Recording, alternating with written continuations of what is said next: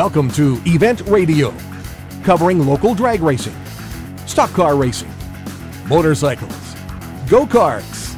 If it's got wheels and you can race it, you'll hear about it here.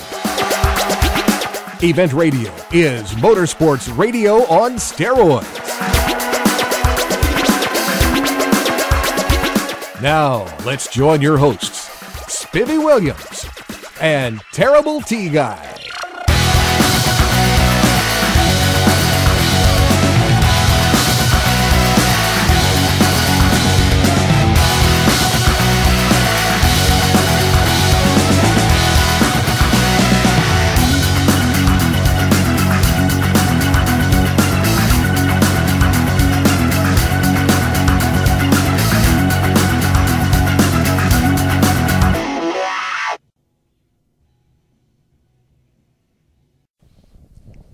Welcome, everybody, to what we believe will be our one of many of these shows that we do.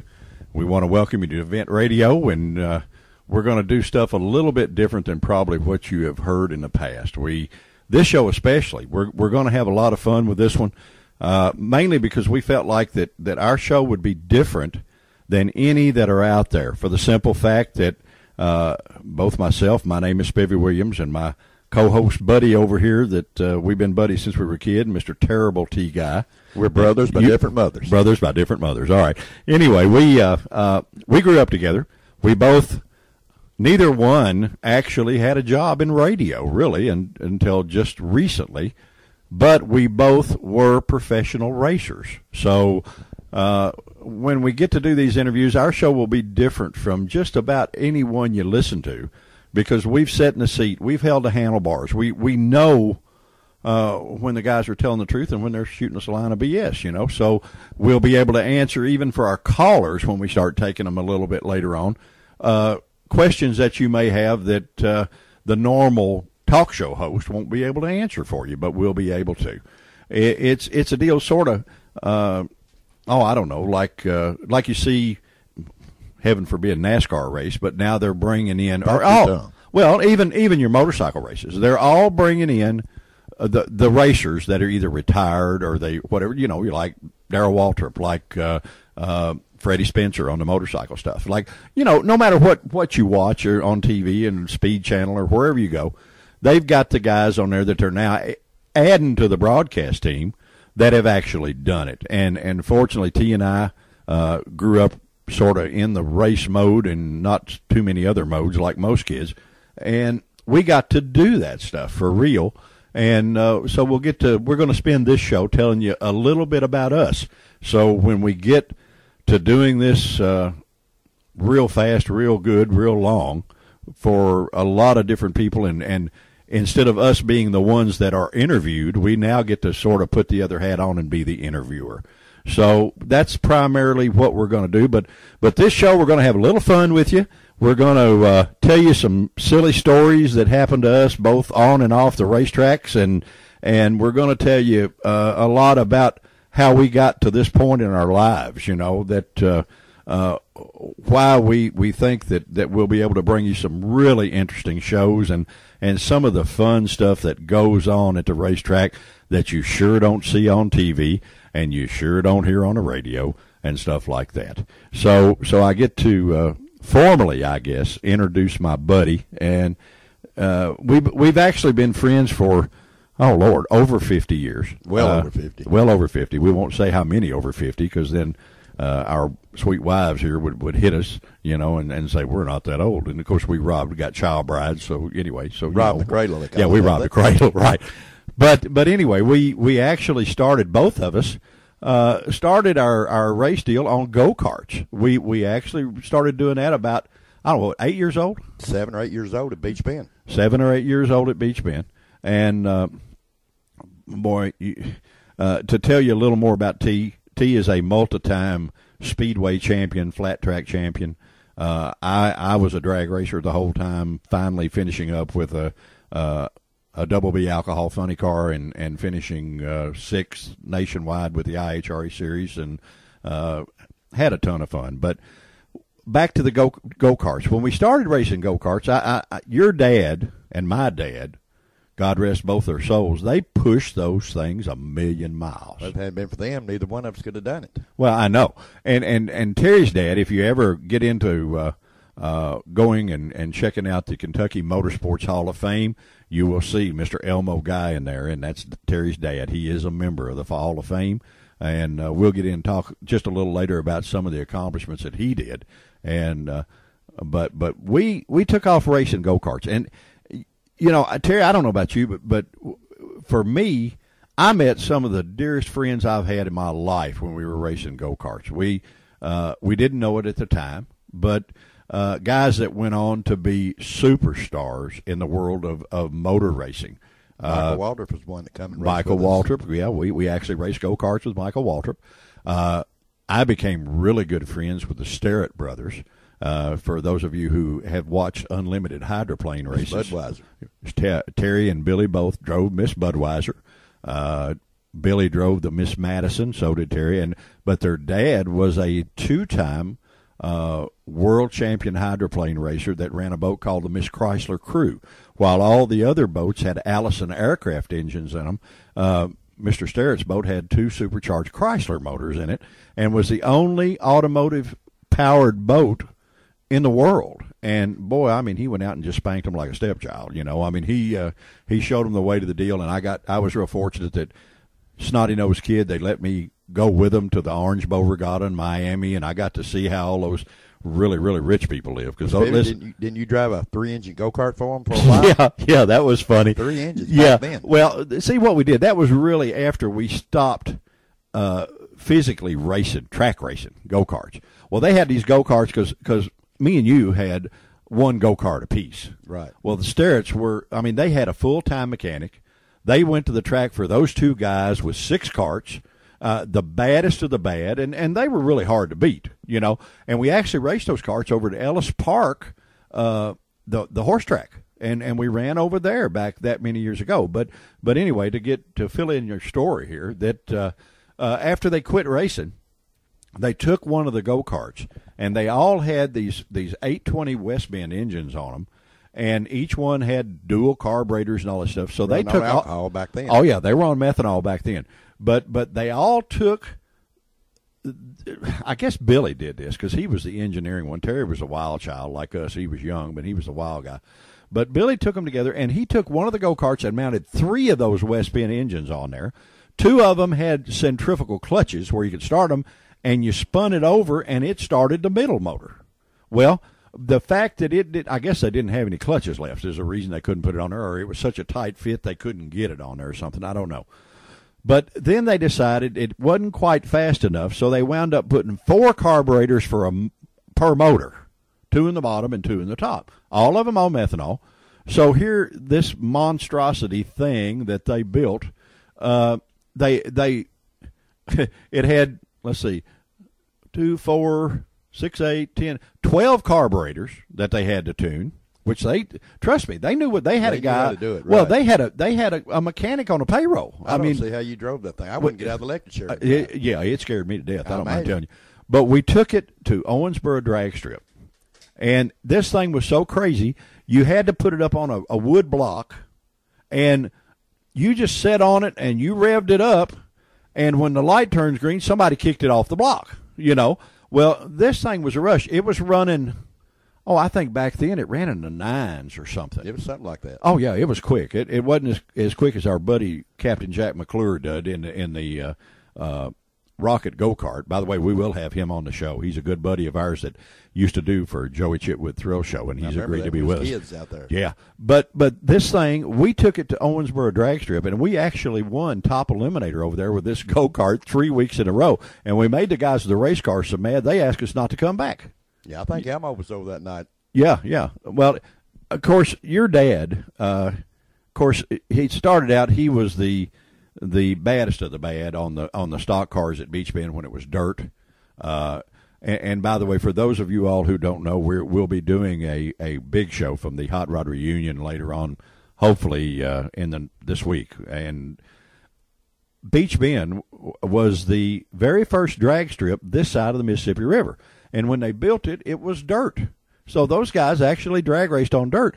But your dad is probably the one to thank for Beach Bend being here. Everybody that comes to the events, all the events that are at Beach Bend Park, and everybody that goes to Hot Rod Reunion and all that stuff, without my co-host and good buddy's daddy, you wouldn't be coming here. He and his brother Wayne Guy and another fellow, Norris, I think was his name, wasn't he, Terry? Wayne Norris. Wayne Norris. Yeah. They rode motorcycles to Beach Bend when they went down in this field at Beach Bend Park. At that time, Mr. Garvin had nothing but a dance hall out there and was in the process of building a skating rink. Well, they rode the bikes out there and went down in this field, and they laid them out a track down there, and buddy, they raced motorcycles. Still using today. Yeah. And they went to Mr. Garvin and said, hey, if we build the track, can we race on it? Well, Mr. Garvin was a real entrepreneur. I mean, he could see opportunity before anybody else in the world, and he made a pile of money. And he said, yeah, but y'all got to build it. I'm not going to do it. So I think the Mr. Norris fella had some connections with the highway department or something, didn't he? And he sort of sweet-talked him into bringing a grader. Also, Raymond McLeod, which was at the time. I think he had some trustees to go out there. But yeah, well, do we need? Yeah, they're long gone. We can tell about. We can talk about. I can't name their names. It's probably kin to me, but I doubt it. I doubt it for kin to. But they built the circle track that is there to this day at Beach Bend, and it was dirt. Well, everything. Mr. Garvin saw this, and he saw them working this hard, and so he started out having motorcycle races there with Raymond McLeod, who was the city jailer, as he said. And they got into racing bikes, and then a fellow by the name of Hugh Porter Causey came along, and he said, hey, boys, these old 32, 3, and 4 Fords make super good stock cars. You all need to come and let's make them up, and let's go do this. You reckon Hugh Porter will sell them out of his scrapyard? No, he still got some. But another fellow that we're going to have on the show at another date, Marshall Love is his name, and he's 80, 3 or 4 years old now? And he is a trip, buddy.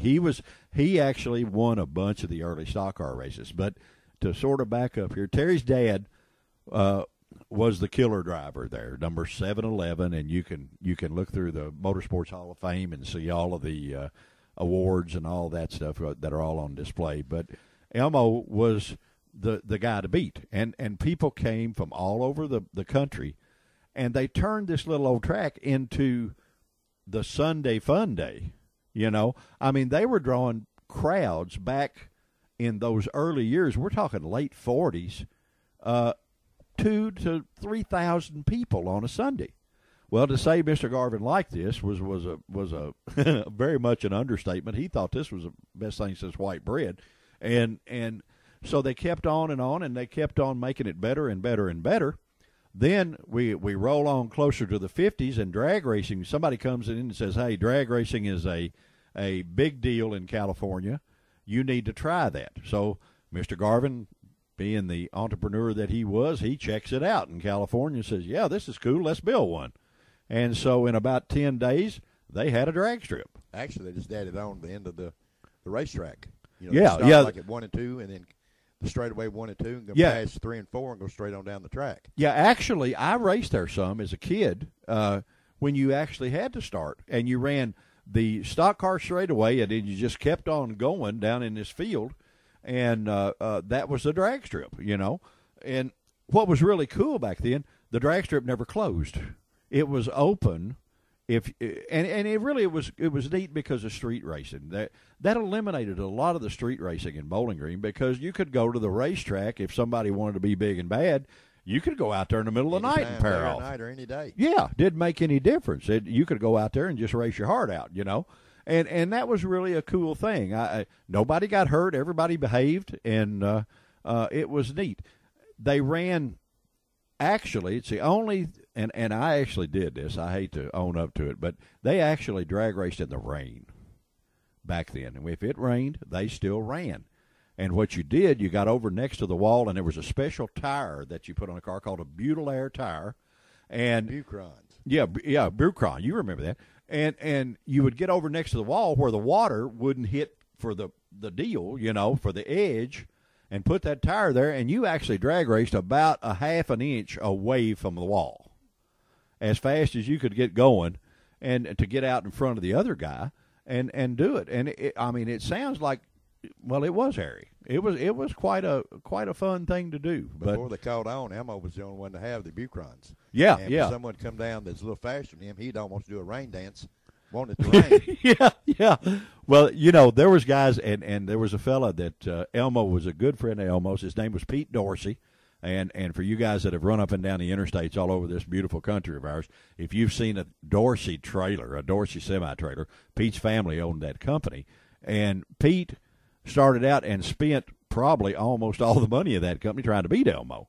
And then they became good friends, and the rest is history. But there were people all over the country, Terry, that came, and their goal was not to win the race, but just to beat your dad. Yeah, you say Beach Bend, and it's or Bowling Green. People either say Elmo Guy or Pauline Tabor. Yeah, well, that was another thing that Bowling Green was known for, but we can't really talk about that. But for the people that don't know, it was a house of ill repute, and when they tore it down, they took the bricks off the house, and they sold them. And they probably sold enough brick to build a whole shopping center or something, But they sold a brick, I think, for $100 a piece. But something like that. And they sold them all too. But really, there was very few places in the country that you could go that they didn't know about Pauline's or Beach Bend Park. So the fame spread really quick because it was the only ball game in town back then. People came from everywhere to drag race their cars or run the stock cars, and like I say, the crowds got big, and boy, I mean, things just went wild. Well, you remember, Spivey, back in the day, we'd run stock cars on go karts Friday night, stock cars Saturday night, and drag race on Sunday. Yeah. So you and I was out there about every weekend. Yeah, we actually we spent a ton of time there. We both to give you just a little bit more forward, or I guess you could call it fast forward on our racing stuff. We both won Southern Kentucky go-kart championships at that age. Then we sort of moved up a little bit. We didn't really start. I guess there was a period of time when we sort of got away from it, but still went on Sunday with your dad. My parents were in the restaurant business, so I didn't want to go in there and wash dishes because that's how I paid all my tab for screwing up as a kid. Imagine that. Yeah, imagine that. But we would go out there with your dad, and he actually snuck us in the racetrack in the trunk of the 55 Chevrolet. Yeah, but by the time we snuck in the back and he didn't know it. Well, yeah, we figured, it looked really cool going down that drag strip, and we had never done that. We'd been on the go-kart track, and, of course, he'd run the stock cars and the drag race cars, and we thought, if we rode in here in the trunk, we can ride in the trunk down the drag strip. Well, trust me, guys, if you have ever tried to hold on to a fuel-injected, fiberglass front-end 55 Chevrolet that ran in the probably tens, loose in the trunk, we looked like two little bowling balls that got lost in the bowling alley. Had knots all over our heads, didn't we? Yeah, trust me, we got beat up worse than 3 rounds with Muhammad Ali. And what was really bad, Elmo heard us, I think, as he was shutting the car down on the shutdown area because we were squalling so loud. He didn't hear us when the motor was revved up, but when the motor came down, we were still screaming. And he heard us, so when he pulled off the return road, first thing he did was jump out of that car and come back and raise the trunk, and there's his. Was falling out. Yeah, I guess he did. But here's his 2 little buddies back here, beat to death, and he really starts to chew us out. But he was such a cool guy. The thing he told me was, I was really going to get on you, and then I thought I would have probably done the same thing. Except he wouldn't have got caught, knowing him. Oh yeah, no, he never got caught at anything. Later on, Terry went on to race motorcycles, and we both.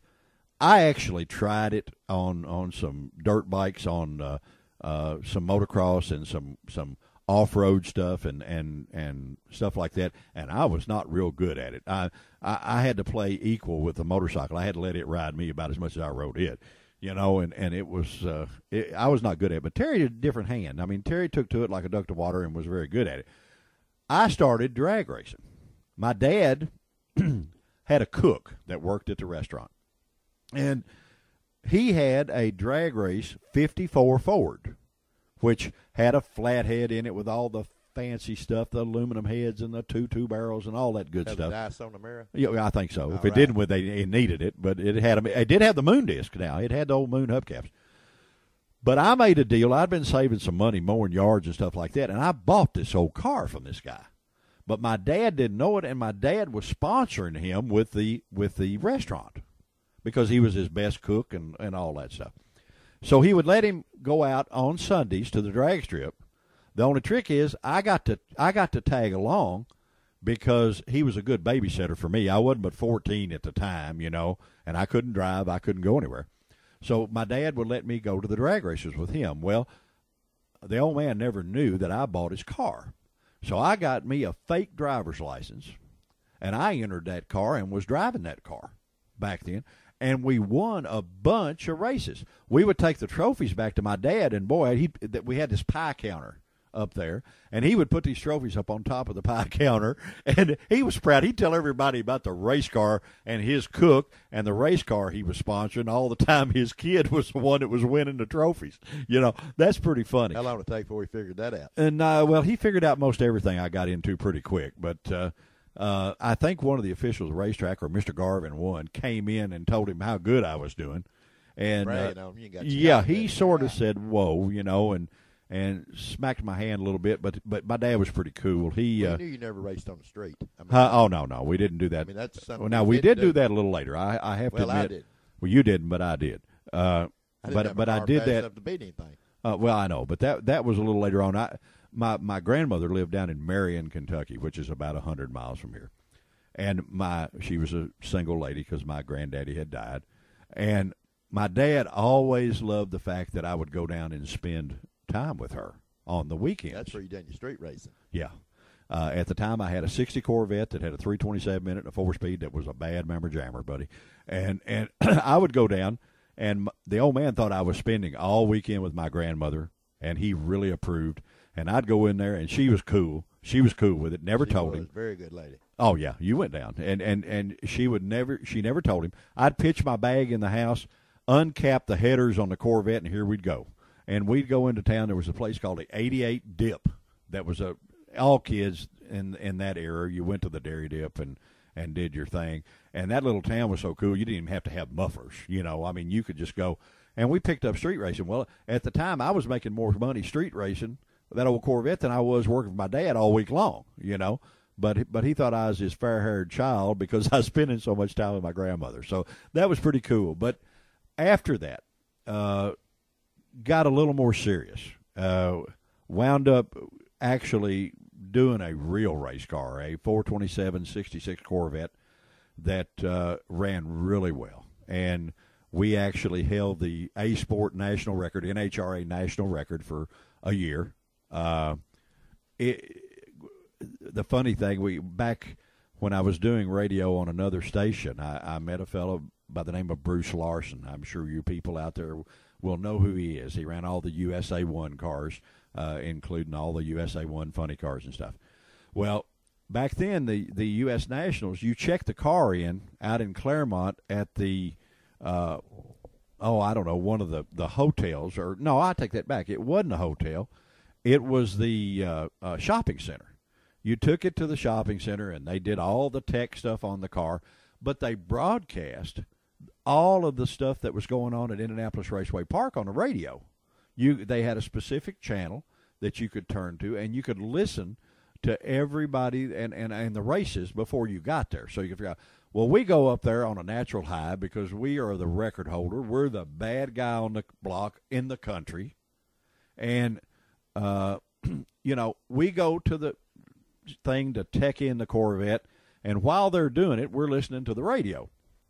This guy comes on, and there's a fella by the name of Bruce Larson that was at the racetrack, and he debuted a new car called an AC Cobra, 427 Cobra. On the very first day, he lowered the national record by half a second. You think that didn't knock the wind out of our sails. So anyway, we go to the track. Needless to say, long story short, I draw him the first round. He spanks me to death, and our professional drag race debut then was over.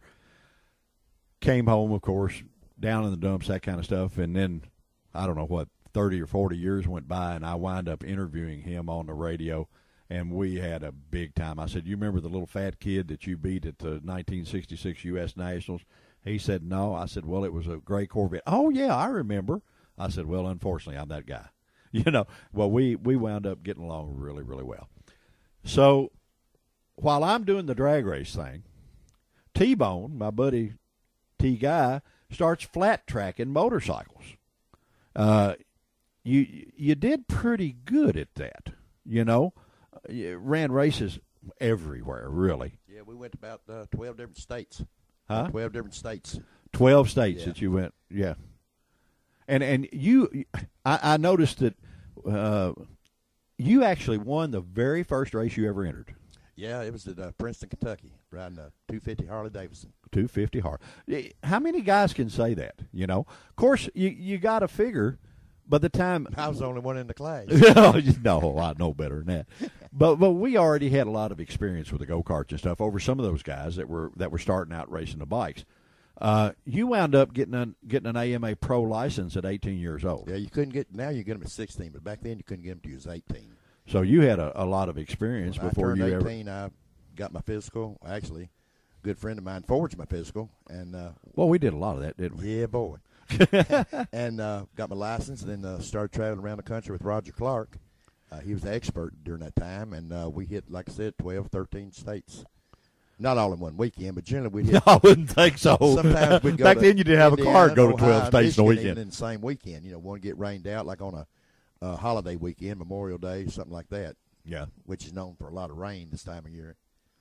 Well, those are fun times though. They were. Everybody had the dream of having that number one plate on their bike. Oh yeah, well, isn't it still that way? Somewhat, but a little more realistic now. Yeah. Okay. All right. So you made it through the flat track thing, and I kid you, you fell off a couple of times. I fell off more than one, I believe. Did you? I know you came to my house one time, and he had crashed. Maybe that was a speedway bike later. I don't remember. But they had pinned your shoulder together, and you came to my house to see me. You were in town for a weekend or something, and when he came in the house, there's this pin sticking out of his shoulder.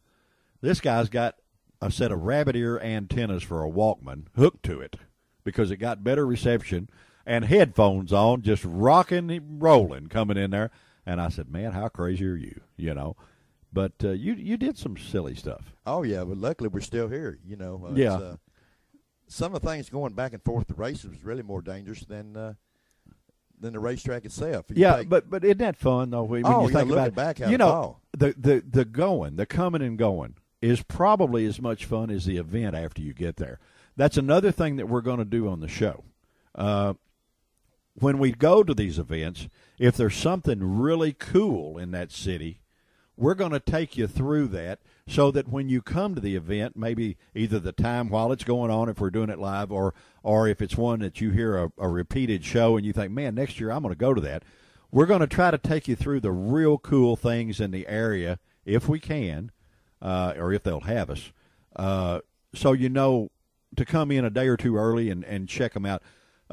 Especially Hot Rod Reunion, we're gonna go through the National Corvette Museum, where every Corvette in the world. Everybody will see that at least. Yeah, twice. Everybody needs to see that, and it's in Bowling Green where the Hot Rod Reunion is held. But we're gonna go through that, and we're gonna get a guided tour, and you'll get to go right along with us on the show. But when we traveled, to me that was as much fun as just about as doing the race, because you figure we'd been doing it since we were 8 years old already, and we were 10-year veterans at that time. And I don't know about you, but I sold the Corvette. A guy came along and just put more $100 bills in my face than I could stand, and I had to take his money. So I went with my buddy Billy Sterrett, the hydroplane guys, to Owensboro Drag Strip, and there was a car there. It was an altered wheelbase, nitro burning, Chrysler Hemi AFX funny car by the name of the Kentucky Colonel. Well, other than my wife, I have never seen anything that I fell in love with that fast. I went to the guys and I said, man, here I am, 16 years old, pocket full of hundreds from selling my Corvette. I said, would you guys sell his car? They said, yeah. And this was a factory AFX funny car. I mean, this was a bad boy back then. And they said, yeah, we'd sell it. And said the only stipulation is that we have some booked events that we have to finish out with it. But the ones that aren't booked for our driver, and the fellow's name was David Heath back then, the ones that aren't booked for him, you can drive it at those events, and we've already got, it's going to make this much money and all this stuff. I thought, boy, that's like being on drugs and somebody buying it for you to get to go to the racetrack, and they're paying you to come, I said, this is me. So we strike up a deal, and I'm the owner of a Nitro funny car back then at 16. I had about as much business with that thing as a elevator in an outhouse. I mean, a guy asked me, said, what was it like driving? I said, it is the scariest thing I can possibly remember in my life. I can't remember hitting the throttle on anything ever before or after that scared me any worse. I mean, this thing had a mind of its own. The motor was sitting in the front seat. The rear axle was under the back seat, and you sat in the back seat, and it looked like the front end of the car was 3 miles down the interstate, and it was not on the ground very much. Back then you was bulletproof too. Just think. Oh yeah, 10 feet tall. Yeah, 10 feet tall and bulletproof. But the car just sort of, you hit the throttle and you just sort of hoped that it went in the direction that you were pointing that thing, and it did most of the time. A lot of the time it didn't, but most of the time. So we went and ran a lot of races, and I can't help but dig these guys. And guys, if you're listening to the show, I'm sorry I have to tell this to everybody in the free world, even though I told you no one would ever know, but I can't help it. We were in Fairfield, Illinois, and we ran the guys that owned Wayne County Speed Shop. At that time, they had an Anglia, a gasser Anglia, injected Chevrolet in it. They gave me a rash because I was a 16-year-old kid with a funny car and had a driver and wasn't driving it. Well, needless to say, that got under my skin pretty good. And David told him, he said, well, you boys feel froggy, I'll just let him drive this car. And I said, that'll work. So I got in the car. They thought, 16-year-old kid, yeah, right, we spanked them to death. I mean, big time. You broke him stuck in the egg. Oh, listen, laughed. People talking about that. I couldn't have laughed any harder, and they just shut up and wouldn't even talk to us after that. So, but we had fun. We had fun with that old car. It was dangerous. It was fast. One thing, guys, and I want to tell you something to never, never, ever do. I made the mistake. My mom, I loved her to death, and my mom had a tradition that any kind of car I got, she wanted to ride in it. So she said, well, how about that new race car you bought? I want to go for a ride. I said, but, Mom, it doesn't have a seat. There's only one seat and a roll bar, and had fiberglass front end, fiberglass doors, and all that stuff. And she said, well, couldn't I sit there on the floor and hold on to those roll bars? And just a little short ride? I said, well, yeah. I mean, you don't say no to your mama. You know what I mean? If she, and number one, that she even wanted to ride in the doggone thing. And so I said, yeah, okay. So we're at the drag strip. I get her in there, and she's got a foot against each roll bar.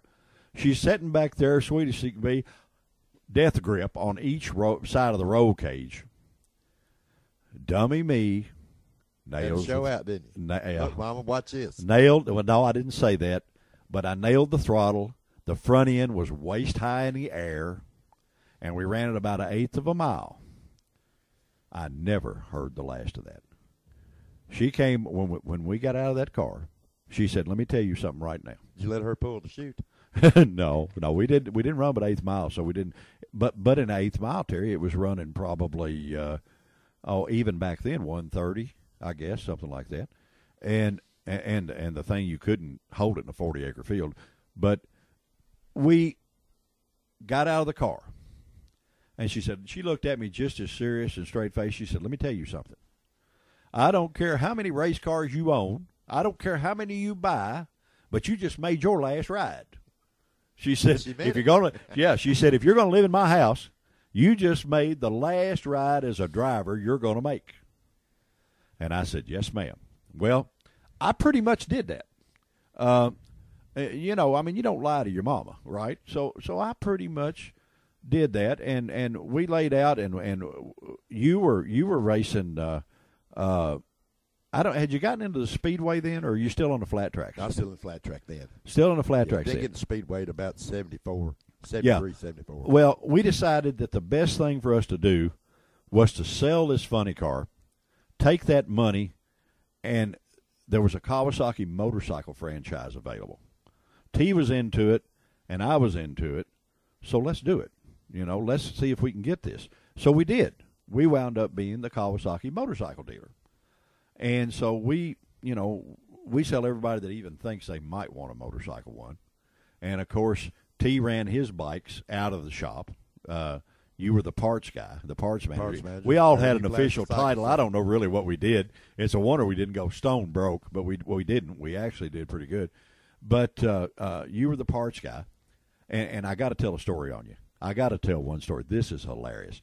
We would take the little Q50s, the mini bikes, and we would ride them. Our store was in the middle of a shopping center, busy shopping center, and we would do wheelies and stuff on the little 50s, and there was a grass there, and we'd flat track those things during lunch and stuff like that. Well, there was a little girl that worked at the dry cleaners, good-looking little gal, and she would walk home every day. Well, my buddy T would go out there on the 50, and he'd buzz around her up next to her trying to talk to her. Getting off. Yeah, find out what time she was getting off and all that. I mean, he'd wheelie it and all that stuff. Well, back then, Evel Knievel was the biggest thing that there was. And so she made the remark to him, said, "What do you think you are, Evel Knievel?" He took that to heart.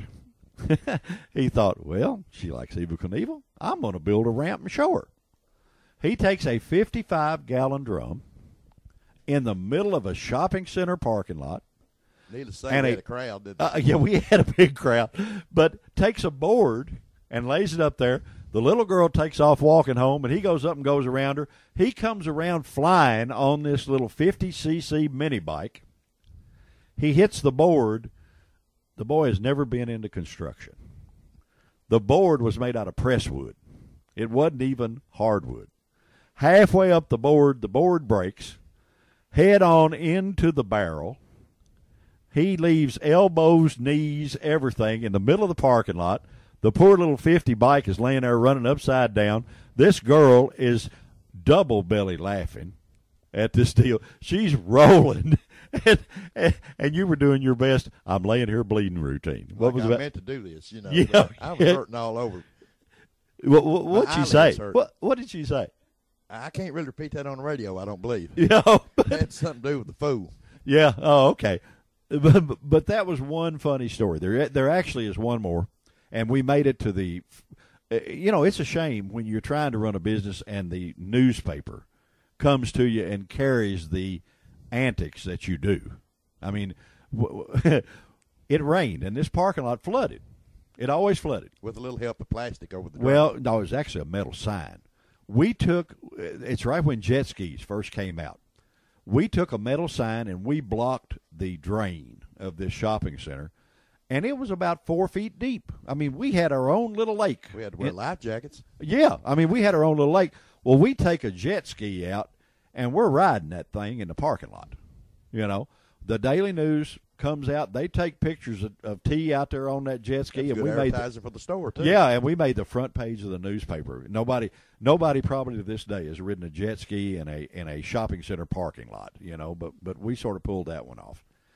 Then, after the motorcycle store, or better yet, during the motorcycle store, we wind up buying a drag bike, a Kawasaki triple drag bike, one of those 750s that are a bad boy. The 2 strokes, you remember this? Oh, yeah, all Denko equipped. Yeah, it was a bad boy. Of course, needless to say, we needed a rider, and we sponsored it because we were a Kawasaki dealer, and we owned it anyway. Terry said, I can ride that thing. So, okay, let's try it. We go to the drag strip with this Kawasaki. We knew very little about drag bikes at the time, but about 120 or 30 mile an hour, it went into a high-speed wobble. Bad speed wobble. And what did you do? Well, actually, I was trying to, before the wall went all the way down the track then, and I was trying to get as close to the grass so if I got off, it would be the grass instead of the blacktop. But you never did fall off of it. Never did, but I pulled all the covering off that seat. It's called pucker power. Pucker power. Yeah, all the seat upholstery was gone, right? Gone. Well, I hope you didn't leave anything else there, but maybe I don't know. But we sort of figured it would be our best interest to retire the drag bike, so we sold it. And well, actually, Spiv, the frame was just too thin for the motor. Is that what it was? Third gear, it just was like riding a piece of spaghetti. It was just all noodly. How did it compare to a speedway bike? Was it coming out of the hole? About the same. Coming off the line, just was it the sudden bolt, but it didn't last that long. Where that Kawasaki kept pulling on down the track. The speedway bikes, you'd get it when it just about hit top end. That's when you'd pitch it sideways. Well, our demise in the motorcycle business came when I decided that it was really cool.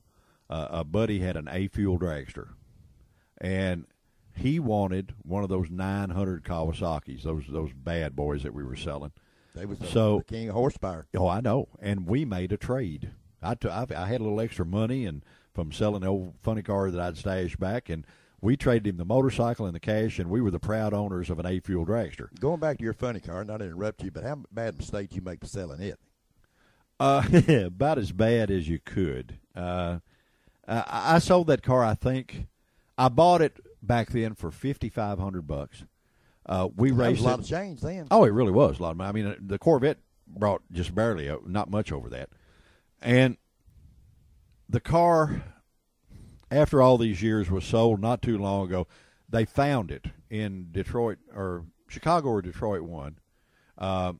A guy that bought it was from Hazard, Kentucky, and he brought it to my business for me to authenticate that it was exactly the way it was when we sold it. So this thing had been hidden under a tarp for 50 years or whatever it was. All of the magazines, and I have the magazines at home, Mopar and Magazine, all of them covered this car and said it was the rarest find in drag race history. All the nostalgia cars nowadays are rebuilds. They're not the original car. This car even had the original tires on it. They were completely yeah. He brought it to me, and I sat in that car to authenticate it being real and the way it was, and it had every piece just like when we got rid of it. I sat in that thing and I thought, boy, how much you lost your mind to drive this car like this, because it was a death trap roll. That's what I was saying earlier. You was bulletproof then. Didn't think about it. Yeah, it was a death trap. But to make a long story short, the car, he took the car. It went into the Floyd Garrett Motorsports Museum in Pigeon Forge and Gatlinburg. It stayed there a couple of years, and Susie and I went down there and actually saw it and did some stuff with it down there at Floyd Garrett's. Then I sort of lost track of it. Well, I'm sitting at home playing on the computer one day, and a fella that I'm sure many of our listeners have heard of, a guy by the name of Army Armstrong, that you've seen on TV a million times, is another old go-kart buddy of mine. And he called me, and he said, do you have eBay? And I said, yeah. And he said, look up this number, and he gives me this number. Well, sure enough, the old funny car is on eBay. And the bid is just astronomical. It's $160,000 or $70,000 at that time. And they've ended the sale. Army said, when you look it up, call me back. I said, okay. I called him up and I said, man, what's the matter? Did somebody make a crazy bid or something? He said, oh, no, you don't know the half of it. He said they listed it, and a guy on the West Coast called up and bought that car for over $500,000 because it was the rarest find in drag race history. And, of course, that's how much I knew about the car business. I sold it for $1,000 profit, I think. But it was really a rare find, and it was on display everywhere. And I think they just sold it again at that Meacham auto auction, and it nudged the $1 million mark. So they still running it, or is it? Oh yeah, it always ran. I mean, the guy that bought it. They got it in a museum, or are they still running it nostalgia? Oh no. It never ran nostalgia. They would fire it up, and it because they never Crackle Fest type deal. Yeah, I guess. But it was in every book in the world and all that stuff, and it was really cool. To gave me a lot of memories from that. After that, and we had back up to the A-Fuel dragster, Here we're running a motorcycle store, and we take a section of your parts department, and we make a shop for the dragster. Neatest parts department in the country. Yes, sir. But, I mean, we got an A-Fuel dragster and a Kawasaki motorcycle dealership. We run this thing, and so I wouldn't get in trouble, me telling Mom that I wouldn't do it, even though I wanted to so bad it was unreal. A buddy of mine, a fellow by the name of Daryl Keene, had been driving like an Econorail a lot and a comp class car a lot. And I said, hey, you want to drive this thing? And he said, yeah, I'll drive it. So we take this thing and we run it. We had a lot of fun. We were never really competitive, but we had a lot of fun. So another friend of mine, a fellow by the name of Perry Holt, which if any of you guys have been to any funny car races in the South, you'll know who I'm talking about. He had a Double B funny car that he wanted to sell.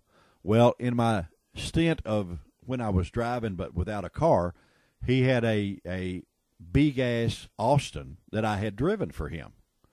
And I said, Perry, I don't know, I got to sell this car. He said, well, sell that thing and I'll sell you this car at a deal. And he said, you'll be back to running it and getting paid to do it. He said, I'm booked all over the South, and I will run this car as my competition at these booked-in deals, and we'll both make a little money and have some fun. I said, cool. So I go to selling mode, and I sell the A-Fueler, and I buy the Double B funny car. You talk about a learning curve. There was so much different. I couldn't help myself. I had to just try it. I didn't run it in competition, but I did try it, and, man, it was a ride. So my buddy Daryl said, yeah, I'll drive it too, you know. He didn't really like the funny cars much. It takes a special guy to shut the body down on you, you know, and know that you got the motor in the front, you got the chance of fire, you got everything there. And Daryl was good at it, but he didn't really like it. So, needless to say, we ran match races. We did really well. Met some of the greatest people in this country while we were doing that. And at the time I was doing all the match races, you had switched to speedway bikes. Now, for our listeners, if they don't know what it is, and it's funny, we've got it sitting right here next to us, and this thing looks like anything. It looks like a bicycle with a great big motor on it, and I know they're nitro burners. They have no brakes, and you actually ran it on an ice race? Yeah, we'd stud the tires up and raced on hockey arenas. Had a really? little series we would start as, yeah. Like and that's where you did all. races. And that's where you did all the ESPN shows. And all that Right, stuff. right. On the speedway bike. On the ice, right. I've seen some pictures, or I watched you actually on TV do it. This thing is, man, that's a handful now. It weighs nothing. What Weighs horsepower? about 150 with 80 horsepower. 80 horsepower and 150 pounds. Got like an 18-to-1 compression ratio. And the oil, it doesn't even hold oil. It runs out the bottom. Total loss oil system runs straight through the frame to the motor, and it comes out in the mist on the bottom. Now on the dirt, you didn't have to run a catch can, but on the ice you had to run a catch can. I can understand that. Dirty up the ice because Yeah.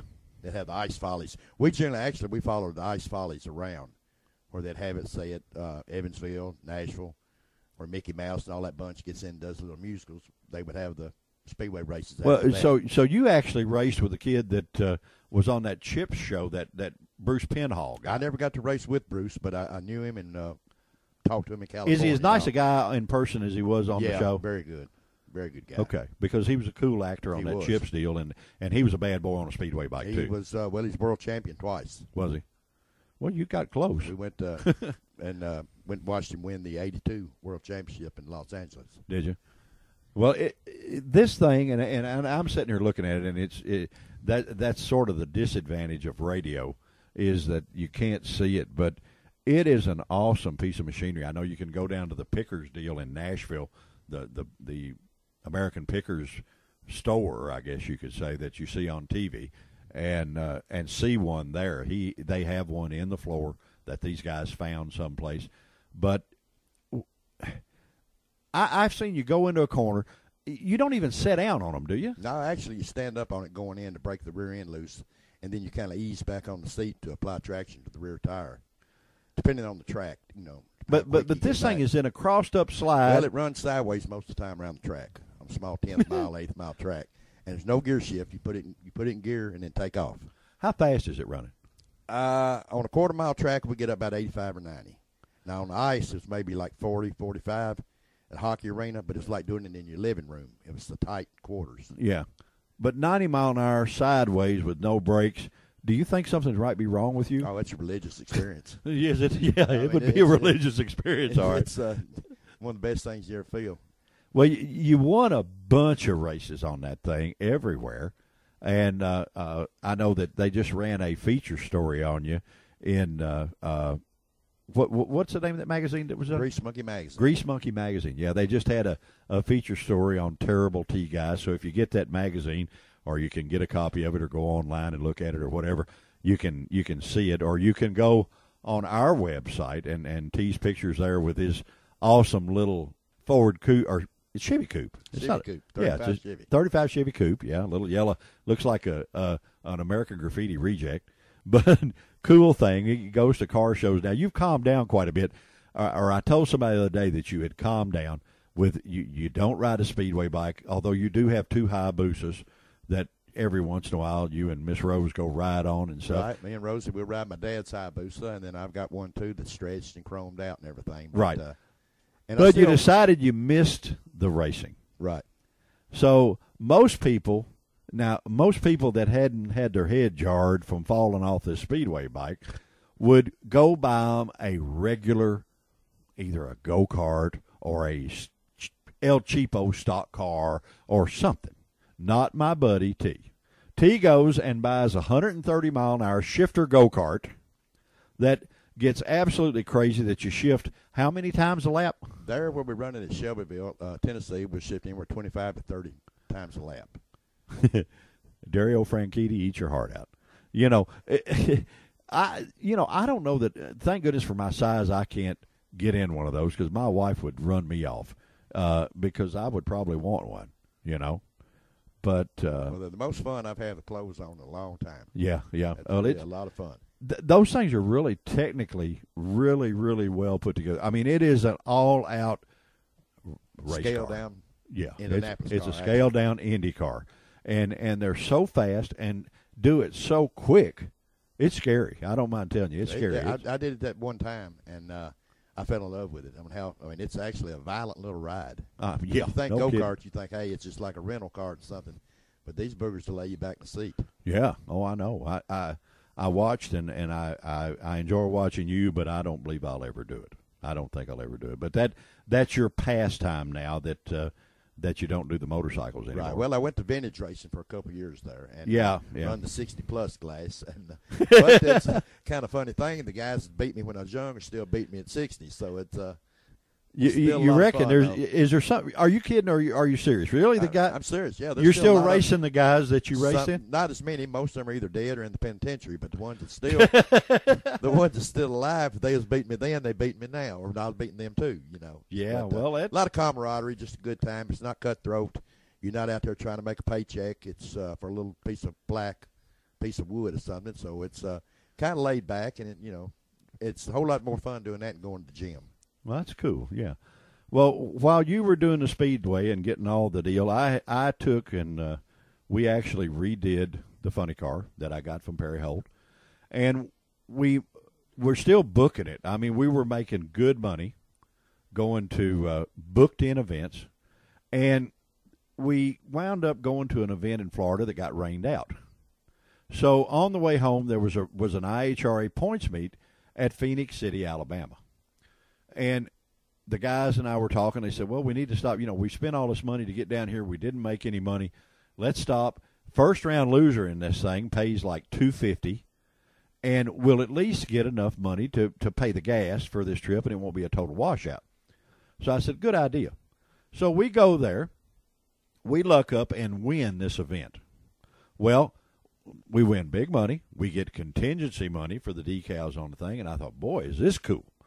So we didn't have any bookings for the next 2 weekends, and there's a race in Memphis, Tennessee at the old Lakeland Speedway that we went to, and doggone if we runnered up that one, and then we went to another one the next weekend somewhere else that we didn't have a booking, and we either won or runnered up that one. And I'm sitting there looking, boy, we're pretty good at this, and we really weren't, but we thought we were. And then we made the cardinal sin. We wound up getting magazines, and these nice media people were writing about us in the books, and we thought we were actually as good as what they were writing about. You get to believe in what they say. Yeah, you get to believe in what they're reading. reading. And we look at the points system, and we got this deal covered. We're way ahead. We're number one nationwide in the points, and we're doing good here. So I said, well, forget these bookings.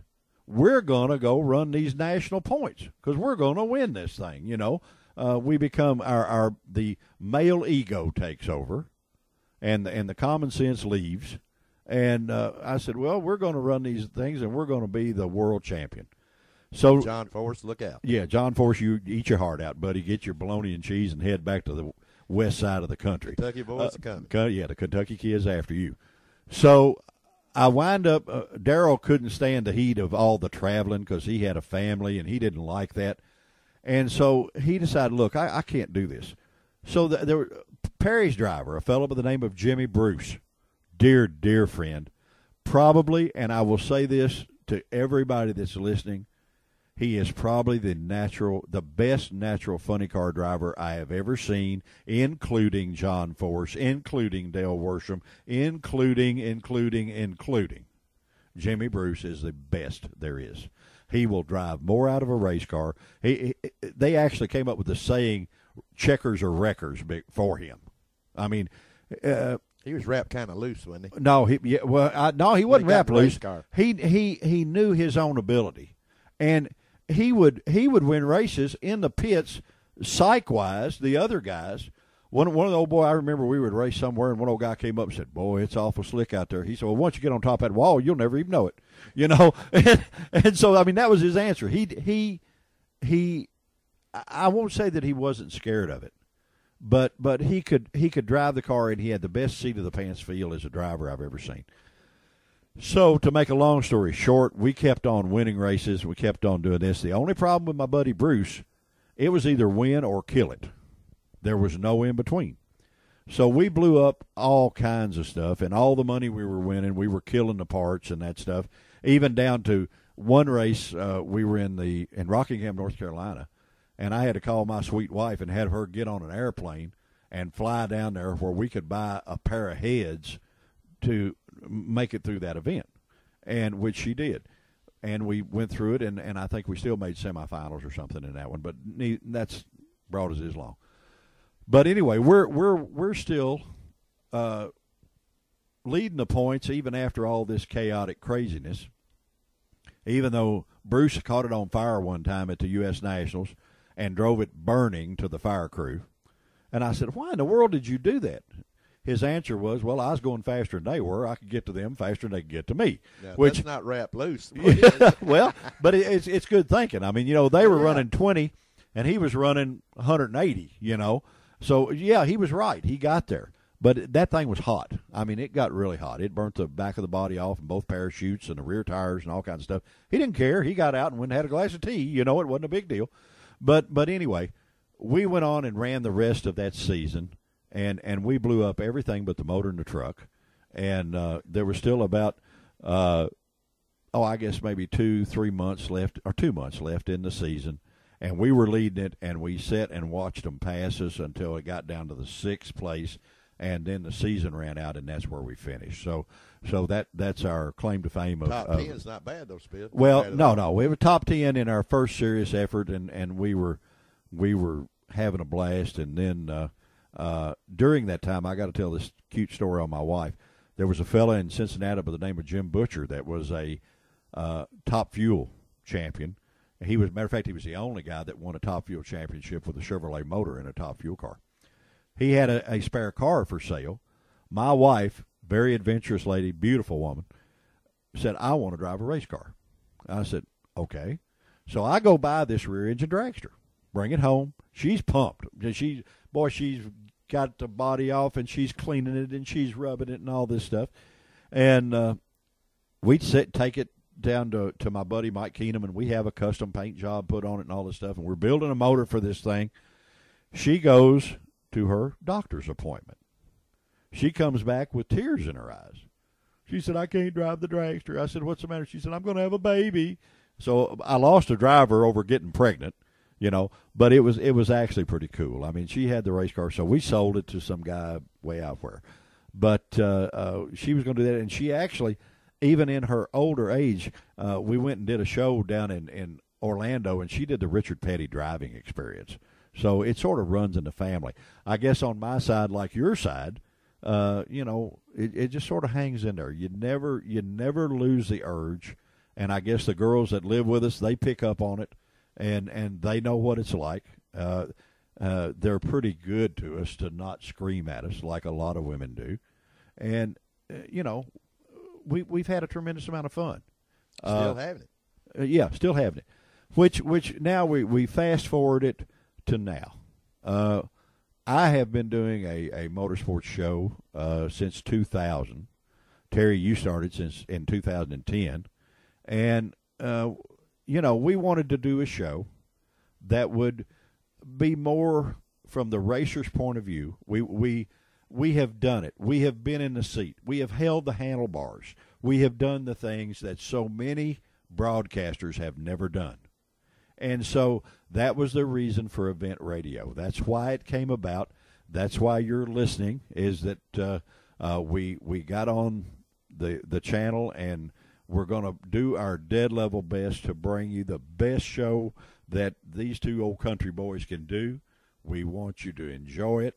We will a little later on have it where we can take your phone calls, answer your questions. The events that we can possibly do live, we are going to do that. Every interview that we do, that you listen to, we will be face-to-face with the people.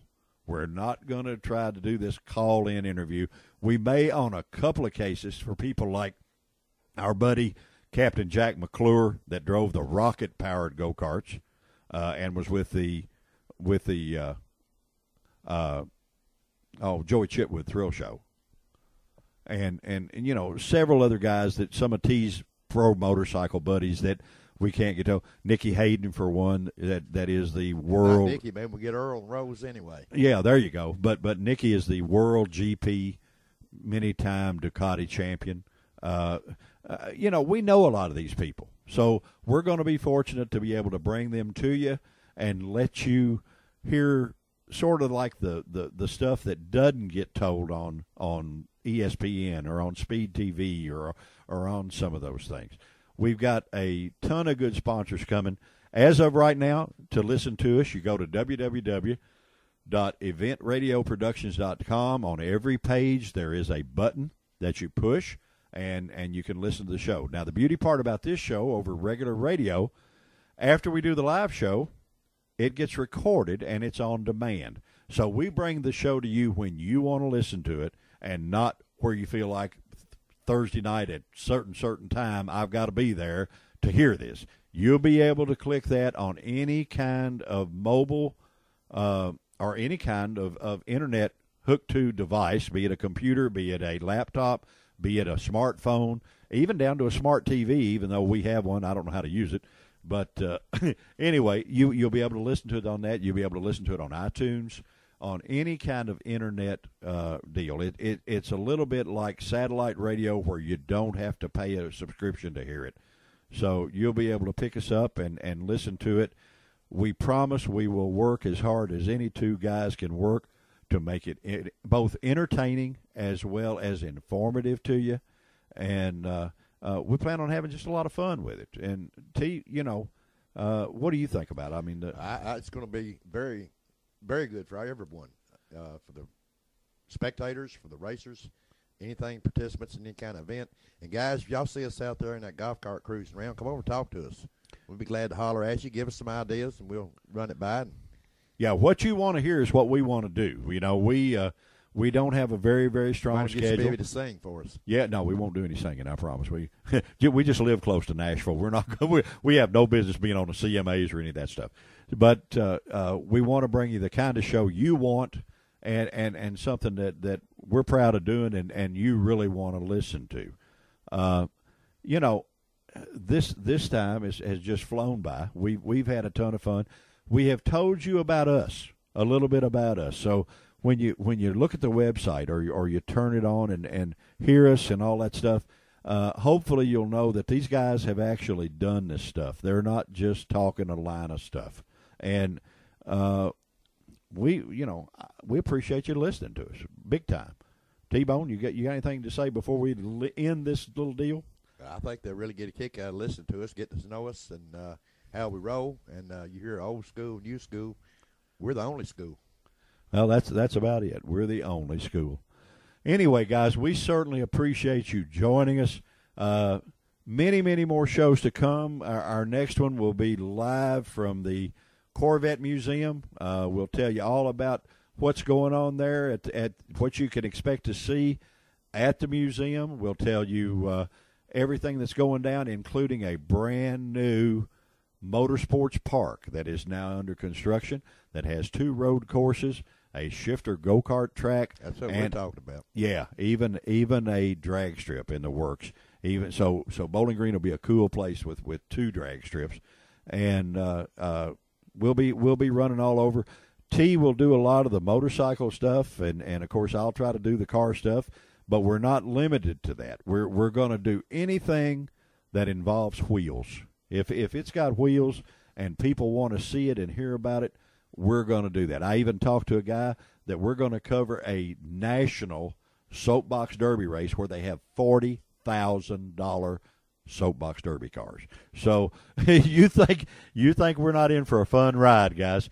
We're going to take the ride. We certainly and hope you join us for it, and we really appreciate you spending your time with us. Thanks, guys. We appreciate it. We'll see you later. Bye-bye.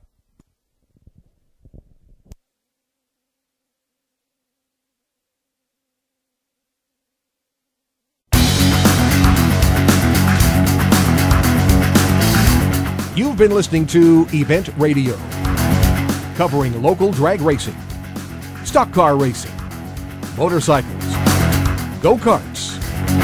If it's got wheels and you can race it, you heard about it here. Event Radio is motorsports radio on steroids. Join us next time with your hosts Spivey Williams and Terrible T Guy.